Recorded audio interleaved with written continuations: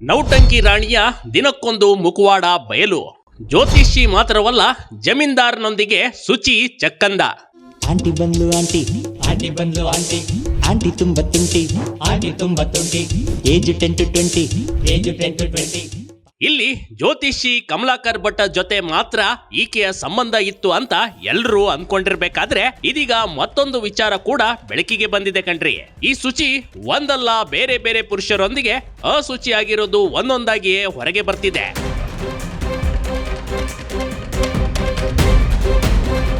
ಚಿನ್ನದಂತ ಗಂಡ ಮಹೇಶ್ನನ್ನ ಬಿಟ್ಟು ಮಕ್ಕಳೊಂದಿಗೆ ಜ್ಯೋತಿಷಿ ಬಳಿ ಹೋಗಿದ್ಲು. ಈಕೆ ಹೀಗೆ ಅಂತ ಈಕೆಯ ಮಗಳೇ ಎಲ್ಲ ವಿಚಾರ ಹೇಳ್ಕೊಂಡಿದ್ಲು. ಇದೀಗ ಈಕೆ ಮಹೇಶ್ಗೆ ಮಾತ್ರವಲ್ಲ, ಈಕೆಯನ್ನ ಇಟ್ಕೊಂಡಿದ್ದ ಜ್ಯೋತಿಷಿ ಕಮಲಾಕರ್ ಭಟ್ಟನಿಗೂ ಪಂಗನಾಮ ಹಾಕಿದ್ದಾಳೆ. ಈ ವಿಚಾರಕ್ಕೆ ಸಾಕ್ಷಿ ಎನ್ನುವಂತೆ ಫೋಟೋಗಳು ಲಭ್ಯವಾಗಿವೆ.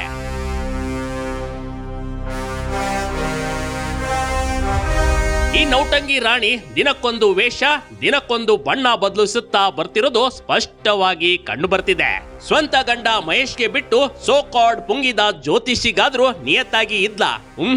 ಅದೂ ಇಲ್ಲ. ಅವನಿಗೂ 3 ನಾಮ ಹಾಕಿ ಬೇರೊಬ್ಬನ ಜೊತೆ ಲವ್ವಿ ಡವ್ವಿ ಮಾಡಿದ್ದಾಳೆ.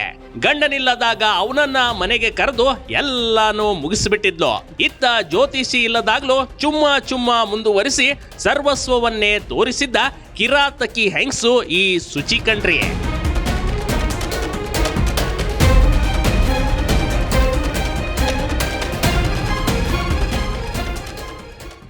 ಅವನೂ ಬೇಕು ಇವನೂ ಬೇಕು ಅಂತಿದ್ದ ಶುಚಿ ಈಗ ಕಳಿಸಿದೆ ಸುಚಿತ್ರಾಳ ಅಸಲಿ ಮುಖವಾಡ. ಮಹೇಶ್ನನ್ನ ಬಿಟ್ಟು ಗುಲ್ಬರ್ಗದ ಜಮೀನ್ದಾರ್ ಶರಣಪ್ಪ ಜೊತೆ 3 ವರ್ಷದಿಂದ ಲವ್ ರಿಲೇಷನ್ ನಲ್ಲಿದ್ಲು. ಅಪ್ಪು ಮೆಲೋಡಿಸ್ ಹೆಸರಿನ ಆರ್ಕೆಸ್ಟ್ರಾ ಮಾಡಿಕೊಂಡಿದ್ಲು. ಶರಣಬಸಪ್ಪ ಜೊತೆ ಮೋಜು ಮಸ್ತಿ ಹಾಗೂ ಆತನ ಹಣದಿಂದ ಬಡ್ಡಿ ವ್ಯವಹಾರ ಕೂಡ ಮಾಡುತ್ತಿದ್ಲು. ಈ ವಿಚಾರ ಮೊದಲ ಗಂಡ ಮಹೇಶ್ಗೂ ಗೊತ್ತಾಗಿತ್ತು. ಇಬ್ಬರ ನಡುವೆ ಜಗಳ ಕೂಡ ಆಗ್ತಿತ್ತು. ಆದ್ರೆ ಯಾವುದಕ್ಕೂ ಸುಚಿತ್ರ ಕೇರ್ ಮಾಡಿರಲಿಲ್ಲ. ಇನ್ನು ಜ್ಯೋತಿಷಿ ಕಮಲಾಕರ್ ಭಟ್ಗೂ ಈ ಮ್ಯಾಟರ್ ಗೊತ್ತಿತ್ತು ಕಣ್ರಿ. ಹೀಗಾಗಿ ಜಮೀನ್ದಾರ್ನಿಂದ ದೂರ ಮಾಡಲು ಸುಚಿತ್ರಾಗೆ ಕೇಳಿದ್ದನ್ನೆಲ್ಲ ಕೊಡಿಸಿದ್ದ ಕಮಲಾಕರ್ ಭಟ್. ಒಟ್ನಲ್ಲಿ ಸುಚಿತ್ರ ಒಂದಲ್ಲ ಎರಡಲ್ಲ ಹಲವು ಬಾರಿ ರಂಗಿನಾಟ ಆಡುತ್ತಲೇ ಬಂದಿದ್ದಾಳೆ. ಈಕೆಯ ಬಗ್ಗೆ ಮಾಹಿತಿ ಕೆತ್ಕುತ್ತಾ ಹೋದಾಗ ದಿನಕ್ಕೊಂದು ಹೊಸ ಮಾಹಿತಿ ಸಿಗುತ್ತಿವೆ. ಇನ್ನೆಷ್ಟು ಜನರ ಜೊತೆ ಇದೇ ರೀತಿ ಮಾಡಿದ್ದಾಳೋ ಅದು ಸುಚಿತ್ರಾಗೆ ಗೊತ್ತು ಕಣ್ರಿ. ಬೇಕ್ ಟಿವಿ ಕರ್ನಾಟಕ, ಉತ್ತರ ಕನ್ನಡ.